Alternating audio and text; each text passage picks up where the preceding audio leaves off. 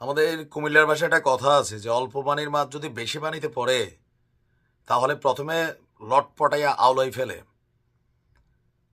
এই স্বাধীন বাংলায় বৈষম্যের ঠাঁই নাই নিয়া যে বক্তব্য দিয়া বাংলাদেশের জনগণকে নিয়ে এই ছাত্র অভ্যুত্থান ঘটাইছে, সেই অভ্যুত্থানের পর নিজেরাই আরেক শেখ হাসিনা, তারা নিজেরাই এখন হয়ে গেছে সবকিছু ঢাবি।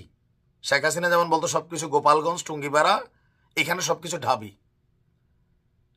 এখন আমি যখন নিউজ করছি চরম কিলাকিলি মারামারি ভাই, একজনের জন্য দাঁত দুধ থাপড়াইয়া ফালাই দিচ্ছে। কারা? আমাদের নতুন ছাত্রদের যেই সংগঠন আসতে যাচ্ছে, চিন্তা করেন। ওই যে একটু আগে রাফির একটা ভিডিও আপনাদেরকে শেয়ার করছিলাম, যে রাফি বলছিল যে সবকিছু ঢাবি ভিত্তিক হওয়া যাবে না, কিন্তু কোথাও না কোথাও নাহিদ সার্জিস এই পোলাপাইনগুলা নিজেরা বন্ধু বান্ধব সার্কেলের ছোট ভাই ভাই ব্রাদার ছাড়া প্রাইভেট বেসরকারি যে বিশ্ববিদ্যালয় আছে এদেরকে পাত্তাই দিচ্ছে না। কেন? এই জন্য তোরা কিলাকিলি করবি এখন? এরা বলে চালাবে দেশ, এরা জাতিকে দেখাবে স্বপ্ন। বন্যার টাকা থেকে শুরু করে আজকের দিন পর্যন্ত এদের কোন অ্যাক্টিভিটিসটাতে মানুষের পজিটিভ ভাইব তৈরি হচ্ছে? ঘটনার প্রেক্ষাপট, বৈষম্য বিরোধী ছাত্র আন্দোলনের সাবেক সমন্বয়কদের সমন্বয়ে গঠিত যে ছাত্র সংগঠন ছাত্র গণতান্ত্রিক শক্তি, সম্ভবত এইটা মানে ঘোষণার সাথে সাথেই এখানে পিটাপিটি মারামারি চলতেছে।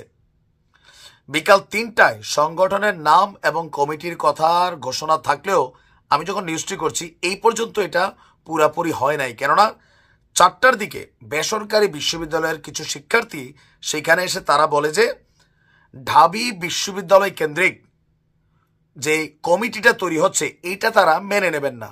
তারা শতভাগ যৌক্তিক, কারণ এই আন্দোলনের গতিপথ ঢাকা ইউনিভার্সিটি তৈরি করে নাই, প্রাইভেট বিশ্ববিদ্যালয়গুলা সারা বাংলাদেশের যেই এমপিওভুক্ত ইউনিভার্সিটিগুলো আছে, স্কুল কলেজের পোলাপাইনও ছিল এখানে।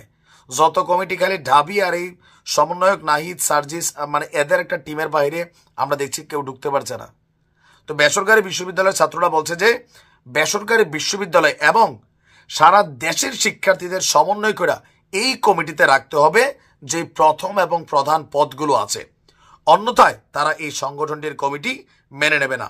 তো বেসরকারি শিক্ষার্থীরা বাধা দিলে এই যে এতদিন পাবলিকের উপর আওয়ামী লীগের উপর যেমন মব চালাচ্ছে, তো ভাবতেছে যে এদেরও দাঁত দুধ ভেঙা দিবে, ঝাঁপাই পড়ছে এই সমন্বয়ক নামক একদল হায়না, আমরা বলতে বাধ্য হচ্ছি। কারণ এখানে মারামারি দেখার জন্য তো ভাই আমরা আসি নাই। এখন এখানে কাদের নাম আসছে আপনারা যদি একটু দেখেন, একদম প্রধান ফোকাসে আমি যতটুকু আমাদের কাছে তথ্যসূত্র,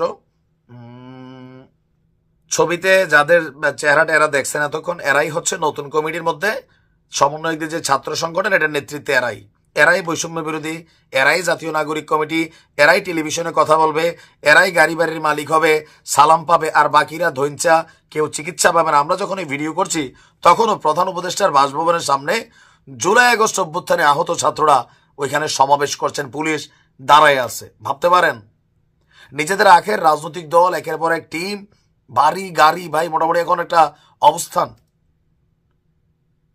ধিক্কার জানাই আমরা এরকম অ্যাক্টিভিটিজের উপরে। দেখেন, রাজনৈতিক দল করেন কোনো সমস্যা নেই, কিন্তু কমিটিগুলো নিয়ে কেন আপনারা নিজেরা একটা টিম তৈরি করে নিজেরা ঢাবি কেন্দ্রিক এগুলো তৈরি করবেন? সারা বাংলাদেশ কি দঞ্চা? বেসরকারি বিশ্ববিদ্যালয় যদি রাস্তায় না নামতো তাহলে আপনাদের পরিণতিটা কি হতো?